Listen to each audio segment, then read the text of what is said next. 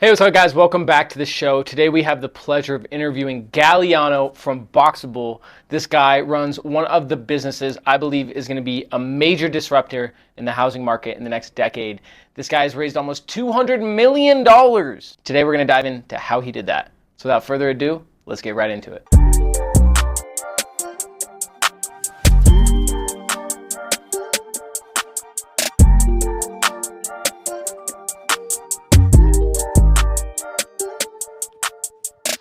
What's up, guys? Welcome back to the show. Today I have an amazing guest, and I'm really excited to dive in the topic specifically of how he raised funds. Well, you left me hanging. But this is a nice new studio you have here. Thank you. Yeah, I love it. You know, get a little better every day, right? So obviously you run Boxable. How long have you been doing that now? We've been on Boxable about 8 years. We now have a few factory buildings here in Las Vegas. We built about 800 houses, and we just announced a bunch of new products, and tons of exciting stuff is going on. And I feel like it's only a matter of time until full world domination. So what is success for you? Like, what is, if you hit this target, like you'll say you did what you set out to do? I want to be the biggest builder in the country and eventually the world. And I want to put up millions of houses, and I want to bring down housing costs. I want to basically tank the real estate market.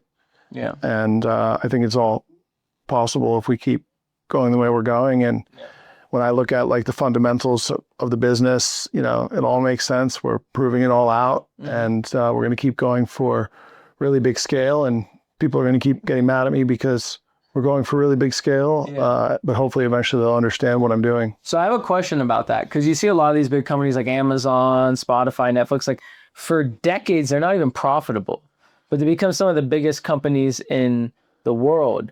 What is your philosophy on that? On like having a company that's profitable, or like how do you, because you probably have to put in a certain amount to get to these levels. Well, I mean, you don't need to be profitable. That's not the goal. The goal is to do whatever you're trying to do with the business, and the capital markets exist so that you can run ahead of yourself and do stuff without making money. And if you learn how to leverage that correctly, like Tesla and Amazon, that's how it goes. And frankly, if we made a profit today, I'd probably spend all the money so that we didn't make a profit, you know? So profit doesn't matter.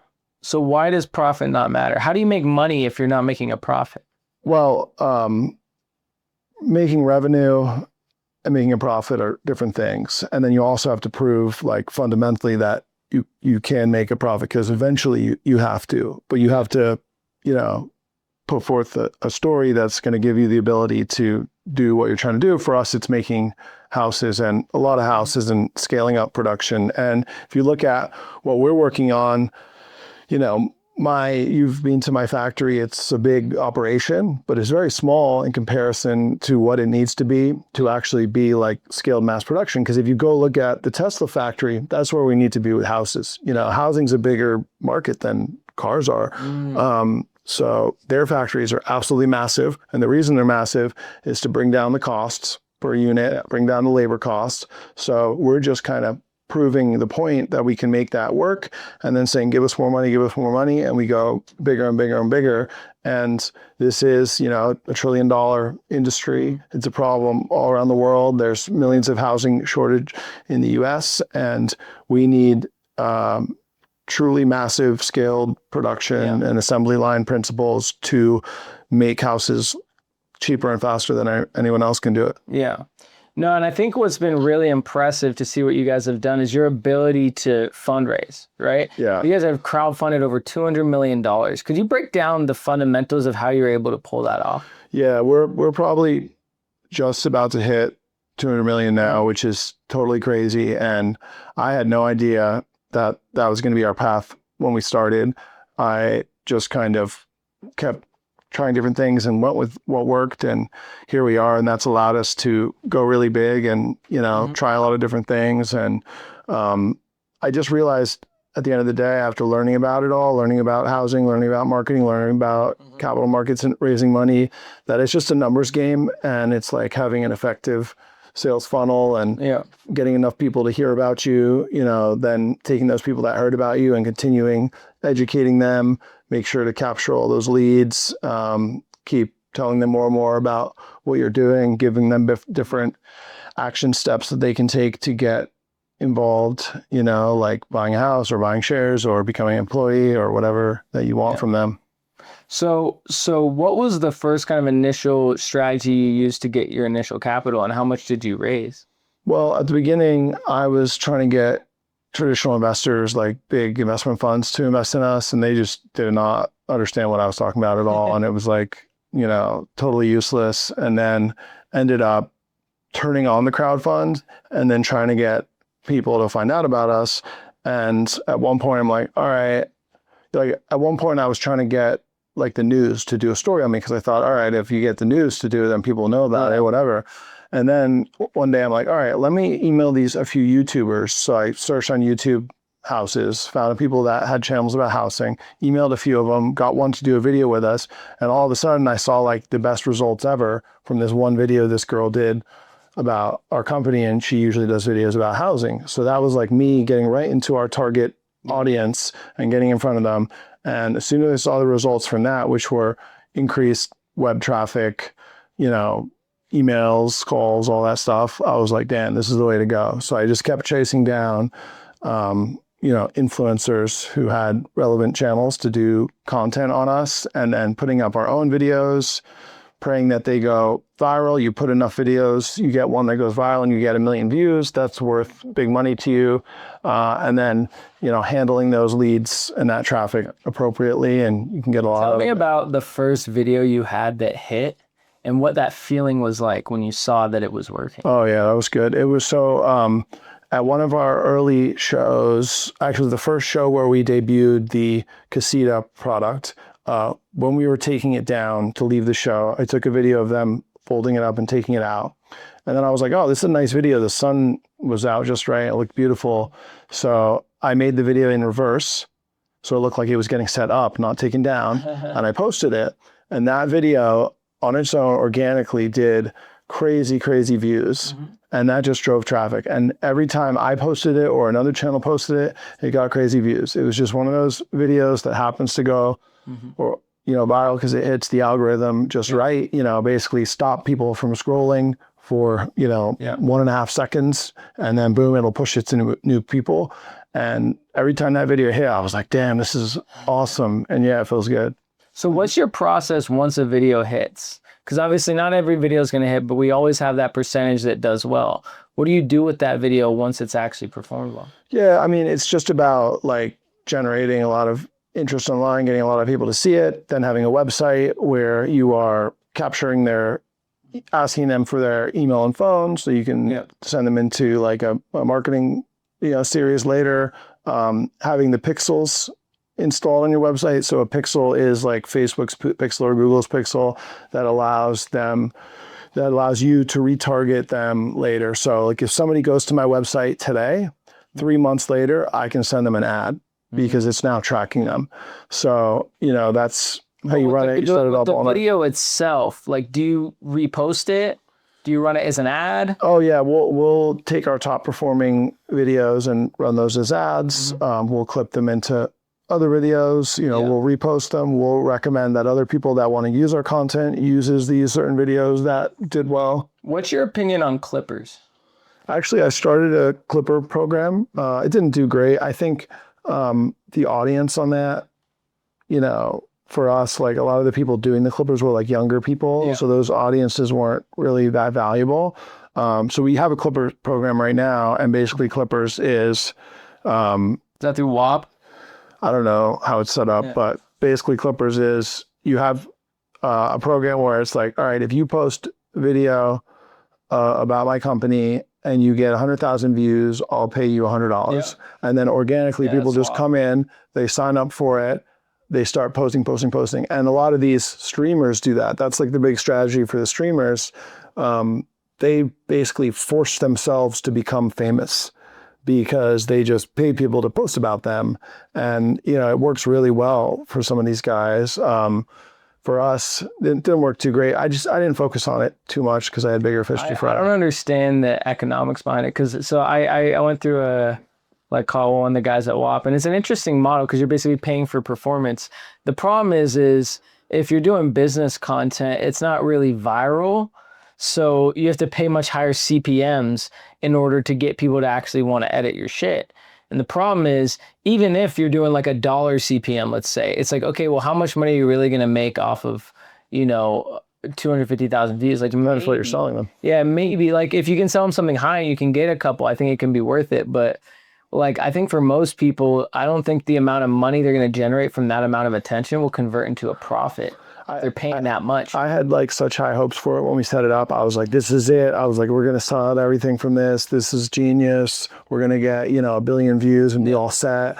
And it just didn't work out. And maybe I just didn't focus enough attention on it. But it was a letdown. There's definitely something there. I mean, you've seen it work obviously for guys like Andrew Tate. That's how he blew up. Yeah. Right. So when it can hit, it can be amazing. What I think the evolution is going to be is not paying like kids in high school to do it like it is now. I think it's going to be having AI do it, but it's just not good enough yet.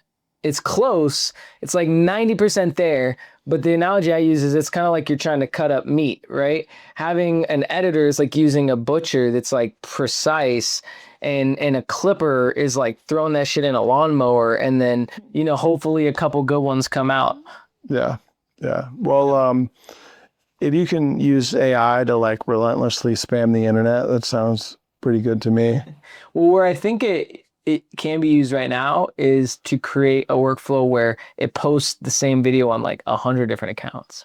Yeah. Right? Because you can make like a make workflow or like a Zapier workflow. I'm pretty sure there's a way you can do it where it's like, hey, if I upload this video into this Google Drive folder, transcribe it and run it through ChatGPT, create captions, and then post 20 different versions of the same video on 20 different accounts.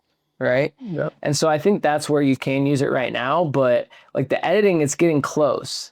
Well, if you're doing AI, then you don't have to pay people. Have you So your return on spend is going to be really good. AI video stuff that's coming out? No, what's that? Bro, you can't tell the difference. What is it, like fake people? It's it's like fake people doing commercials. They have a guy rapping. Yeah, they've done. And you can't tell it's AI. Yeah, they've done fake videos of me. Really? Yeah, trying to scam people. It's crazy. Who did that? I don't know. I just occasionally we see stuff like, it's like, hey, it's Galliano, send me some money, but it's not me, and they're like scamming. Oh, yeah, that's pretty classic. If you get any sort of following, they'll make like bot accounts of you. Yeah, I have. And they just change like a period between the name. Yeah, all the time I have to like email Facebook lawyers and tell them to delete accounts that are fake me accounts. Yeah. So what have you seen been like the most underrated strategy to fundraise? Like that most people talk about? I mean, we were just talking about it before, but just this last time around, we tried the newsletters a lot, which is really good. So different, categories or companies will have newsletters where they'll have like 200,000 people in their email newsletter. They'll email them every week talking about whatever the topic is. That's worked well. And then you can pay them to advertising. Yeah, that works really well. And like for the people running the newsletters, it's a crazy business model because they're charging a lot of money. Like I'll pay someone, $50,000 to be in their email. Mm-hmm. And it doesn't cost them shit to write a fucking email. It's like super easy. And it works off for me because, I'll give them 50,000 and I'll make $500,000 profit off it. So I'm like, all right, let's keep. So how do you turn that 50 into $500,000? Well, it depends what you're selling them, but you're basically telling them, hey, viewers of the newsletter, check out this company, for us, invest in this company or buy a house or whatever it is that you want to tell them to do. And I guess you can get audiences that are like really relevant, like if we get a real estate newsletter, that's going to work better than a newsletter about puppies. Yeah. So for you, what would you consider is the biggest waste of money you've done when it's come to trying to crowdfund, like a strategy you tried that just like was not worth it? I mean, we've done a few different things like, like I said, newsletters, organic stuff, paid social, affiliate programs, clippers, I think the worst one is like certain different social media platforms, just their ads don't work well. So like Facebook and Google are the best. If you pay them, you're going to make more of a profit on whatever you're trying to sell. Yeah. But if you try and do that on LinkedIn or Snapchat, you're just not going to see a return on investment, because I think their tracking on people isn't as good. Like Facebook has all the data. They know exactly who to show the ad to. These other platforms might just not have the data. And then, their price isn't low enough to make it pan out to show enough people. I'm honestly amazed that some of those companies even have like enough revenue to be a good company, because if they're trying to sell me an ad and it doesn't work for me, who else is buying their ad? Yeah. If they can't, show it to the right people to make a return. Yeah. Or whatever. Well, nowadays it's 99% of the game now is just the creative. Oh yeah. You don't even really need a media buyer anymore. You could just use AI, right? Like if you just talk to ChatGPT and said, this is my target cost per acquisition, these are my target metrics for these, help me hit these numbers. You don't even need to hire someone. But what will make the ad perform is a creative you have. So as long as you have a good organic department, you'll have success with advertising. I don't even know what a media buyer is. Is the person that like sets up the Facebook ad? Yeah, exactly. That's not even like a job. That's well, it used to be, because we used to be able to do like complex interest targeting, right? Yeah. And but it does it by itself. Like if you try and the AI, it's so good. Well, if you go on Facebook and you try and target certain interests versus just doing a broad interest, Facebook's probably going to do it better than what you did. So you don't even need to do anything. Yeah, because the predictive engines are so much better, right? And it knows so much about us. So it's like at the end of the day, what you're really paying a media buyer for is knowing when to turn the ad off, right? Which is simple. You just got to know your threshold. Yeah. The problem is people don't even put enough money in to have data to know what their threshold is. So they just start guessing, and then they just gamble money they can't afford to lose on them. And then when it doesn't immediately work, they're like, ads don't work. Yeah. But it's like, what I tell people is it's kind of like gambling. It's like you have to be able to spend money you can afford to lose. I mean, you definitely have to have a good creative, because if you have a video that's going to get a lot of views organically, then it's going to pay off a lot better as an ad than if you just used a shitty video to show people. Yeah. So let's dive a little deeper into your organic content strategy. What type of content has done the best for you? Because obviously you could go viral, that gets a lot of attention, but you could add also something that's maybe a little deeper, doesn't get as many views, but might drive more, investment. Yeah. I mean, for me, it's just like we want to show people what we're working on a regular basis, whatever is like new and interesting. We want content on that. You're right. I can make a video of me like filling a house with dynamite and blowing it up, and it will get a lot of views, but that's not necessarily the people we want to see. Yeah, it's like 17-year-olds watching that. Yeah, exactly. So we just put an email out yesterday that did really well, where we told people, hey, we have a 2-bedroom house now. That's not necessarily going to go viral, but to our audience we have who's interested in us, they love to hear about that. And they went crazy, and we had great results telling them about that in an email. But I see it like you just want to keep educating people on what you're working on. So like we have a whole email series that goes through all the different points of the company, all the different stuff, different products, different, maybe one's a tour of the factory, one's talking about, program we have or the product. So I just want to educate people as much as I can on all the different stuff. And like if you're talking about for investors, no one's going to invest like the first time they find out about it. You got to keep telling them more and more and more stuff until they're like, oh my God, this is so awesome. Look at all the shit they did. And then they come in. So what has been your experience? Because I know you've hired some various influencers to make some content for you.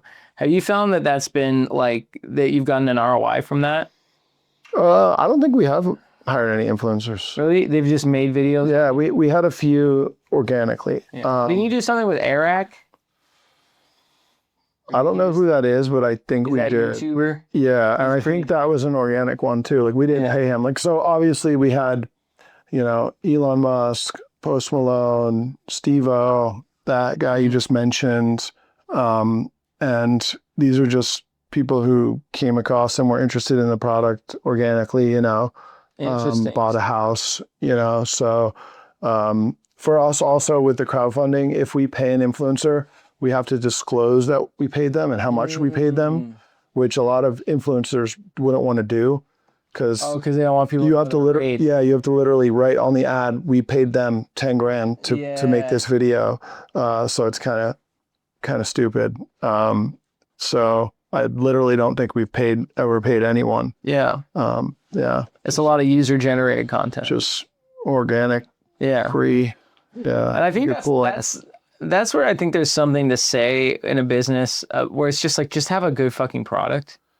Yeah, and you know, That's if the you're easiest part of the organic strategy. yeah, if you're really good at selling stuff, you can sell literally anything. If you know what you're doing and you're going to do really good marketing and get in front of a lot of people, or you can have something that's so cool that it's just going to sell itself. We have a little bit of both. Yeah. Yeah. No, I think that's everything. It's like if you can get something that sells itself, then that's when you know you're betting on the right horse. Because like you said, it's like you could have the skill set and still make money without something, but it's like it's so much harder, you know? Yeah. It's like trying to run uphill versus run downhill. Yeah, and you know, Boxable definitely appeals to a lot of people. A lot of people are interested in housing. A lot of people pay too much for rent. A lot of people see that this has a really big upside and it's a really big product category. Yeah. What do you think the biggest lesson is that you've learned that in the last, let's say, 12 months running the One thing that's funny, like you'll notice if you ever get like attention online or get famous or anything, that there's a lot of haters. Yeah. There's a lot of like crazy people.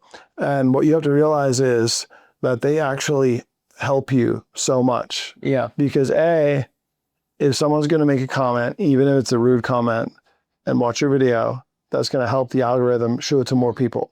And B, if someone's going to call you out on something that you really did wrong, or that you could do better, then you're probably going to go and fix it and become like a better, stronger person. Yeah. So all these psychos online, like attacking you, they just help you. They're like there to like push you in the right direction and make you more righteous. So as this company blows up, do you see yourself being like one of these like personal brand billionaires, like a Jeff Bezos or an Elon Musk or a Mark Cuban, where you're kind of in the public spotlight? Or do you want to be like behind the scenes and no one knows who you are? I absolutely do not want to be known at all. Yeah. I would like I basically put myself in these videos online to like sacrifice myself for the good of the company, but I have no desire to be famous at all. And why is that? It's just not beneficial. It's not worth it. Like, why would I do it? I don't need money, you know, it's just to like, you know, feed my ego or something, or because it's fun for me. It's not, you know, so It opens I'd you up rather to a lot be of liability. pulling the strings behind the scenes. Oh yeah, it's enormous. I mean, 'Cause now there's a target on your back. you have no idea. So the amount of people that attack me, it's sickening. It's disgusting. So I get lawsuits. I get people impersonating me. I get people hacking me. I've been SIM swapped, I think 4 times. Was SIM swapped? Yeah. So they'll go, like, let's say your cell phone is T-Mobile. They'll go to the T-Mobile store. They'll give the guy $100 and say, switch this phone number to this phone I control. And all of a sudden they take over your phone number. Wow. And then they try and access your crypto accounts or your bank accounts. Wow. Just endless weird games, trying to extort you, trying to hack you, trying to like get access to all your photos so they can like take your nudes and like extort you and like post them online. Like, it's horrible. You know, it's not fun. Is there like someone you can hire to like keep all that from happening? I mean, I'm pretty like skilled at protecting myself, but I don't think there's anyone who you can hire that can think of everything. You know, an army of 100 scammers isn't going to think of. You know, they keep coming up with new scams every day. So do you have a number that's like, okay, if I hit this number, I'm out? Money wise, for me, like, it's not really about money, because like I already have enough money to just, you know, not work anymore. I did before Boxable as well. For me, it's just making this particular mission successful.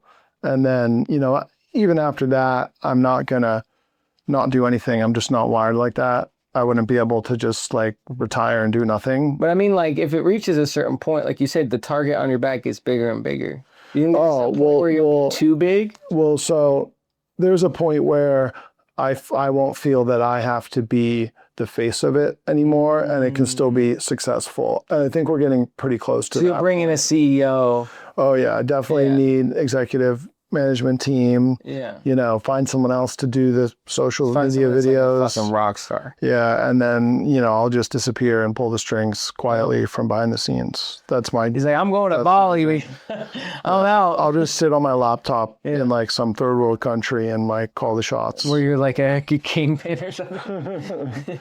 No kingpin. Been there, done that. So, for you, what do you think has been the biggest things that you got right that led to the success that you guys have had? Well, so, what we're doing is we're trying to build houses differently in a way that's cost less and is faster.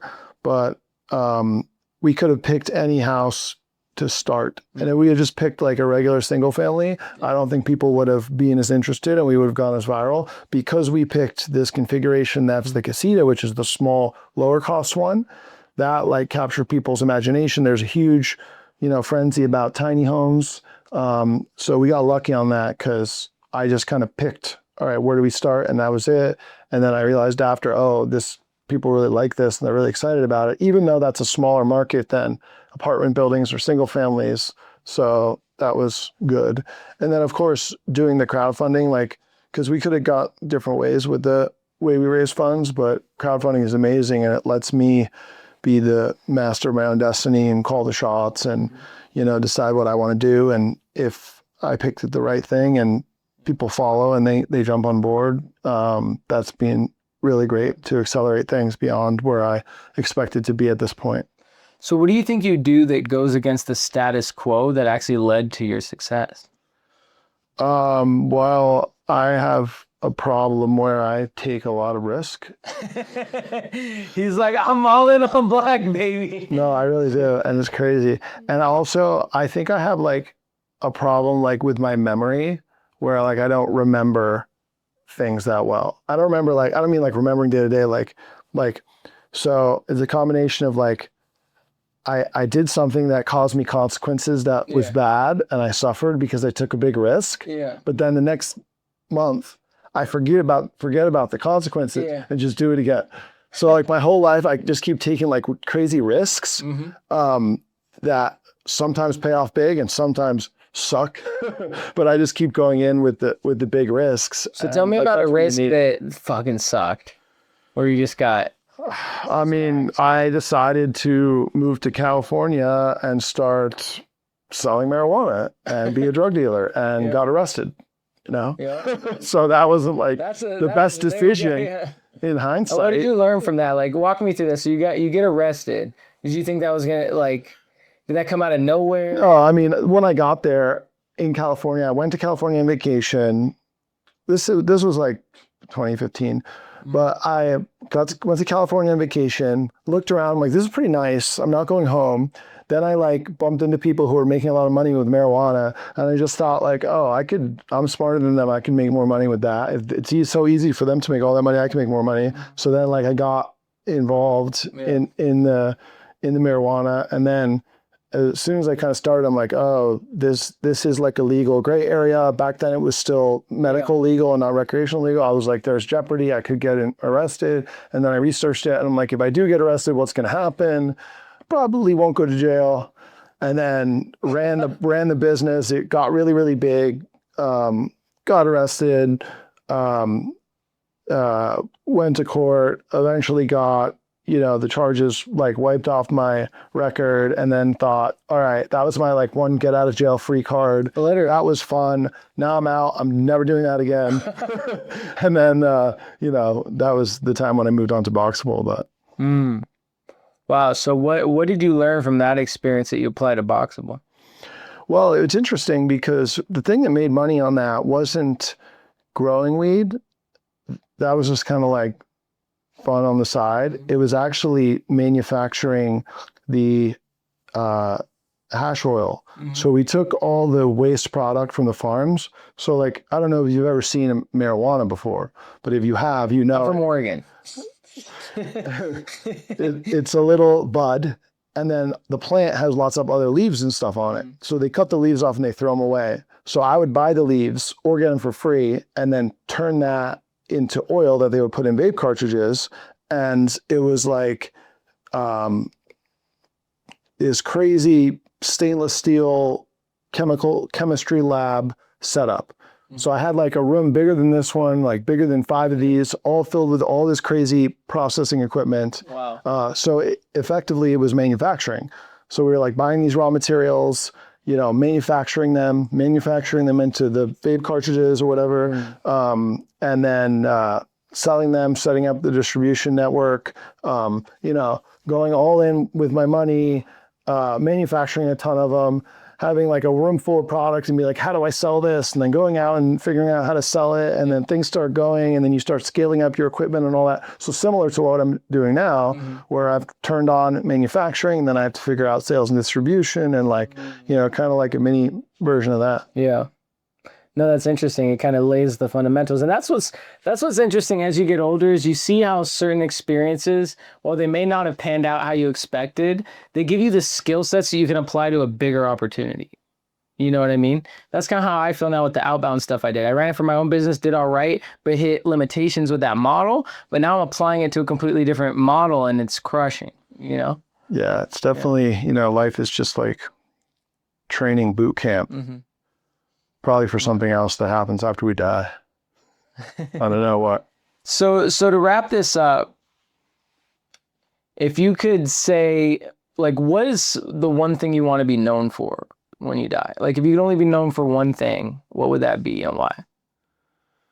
I mean, like, on a personal level, just, you know, just making my kids into good people. And then, you know, business-wise, if I can, you know, really change the game on houses and all of a sudden the whole planet is able to start, you know, cranking out really nice, really cheap houses for everyone. And then most buildings are built using my system down the line, that'd be pretty sweet. Yeah, that's awesome. And when you become a billionaire, do you think you're going to have like an evil villain story arc? You mean there'll be an evil villain against me? Or I'll be the evil No, villain? you become the evil villain billionaire. Well, I feel like my own personal like moral compass is not aligned with like the traditional or like the law, which is like true for most people probably, because the law doesn't mean like morality.